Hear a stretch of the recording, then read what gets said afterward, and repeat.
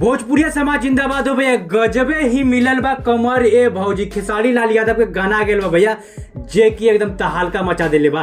तहलका इसलिए मचेले बा भैया, खेसारी लाल यादव अपना जे भाभी बाड़ी ओकरे पर लाइन मार क्या बात कर रहे हैं रहल बाड़ी और भाभी भैया परेशान हो गए बाड़ी।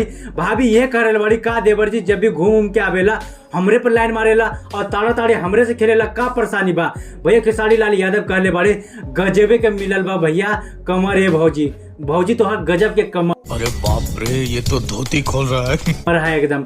अब बतावा उहे रे कमरिया पर गोदना गोदावालू, गोदना गोदा के तो मन तरसवालू। मतलब कि भैया खेसारी लाल यादव जे ढोड़ी के नीचे गोदना गोदैले बाड़ी रानी, ओकरा देख के भैया खेसारी लाल यादव पानी पानी हो गए बाड़े। अब भैया वही गनवा में हर चीज मिली, डांस मिली, एक्शन मिली, साउथ के फिल्म के एकदम जे जितना भी एक्शन है सब साउथ के ही एक्शन है। अब भैया खेसारी लाल यादव इहो बतिया कर रहे बाड़े। बतावा भौजी शादीशुदा हो गए बाड़ू लेकिन कुमारे लगाताड़ू। बतावा एकदम कमी एकदम का एकदम ऐसा खूबी है जे एकदम जे लगाताड़ू एकदम कुमारे जैसन। भैया हो समझ गए बाड़ी रानी की हाँ खेसारी लाल यादव के शादी एकदम करे के मन है। भैया के रानी कह दिले बाड़ी कि दिक्कत मतलब देवर जी हम तो के शादी ब्याह करा देव, लेकिन एक काम करा पहले हमर बतिया माना, अभी आराम से रहा।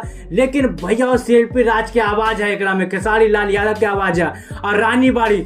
अब भैया हो अभिषेक भोजपुरिया गनमा के लिखले बाड़े और भैया गनमा एकदम बहुत एकदम तहलका मचा देले बा। VR म्यूजिक से गनमा आयल बा और भैया रिकॉर्ड पे रिकॉर्ड बनाई। काहे कि भैया कमर वाला जब भी गाना आवेला तो खूब बजेला। कमेंट के जरूर बताइए कि गनमा बजी कि ना बजी। भोजपुरिया समाज जिंदाबाद हो भैया।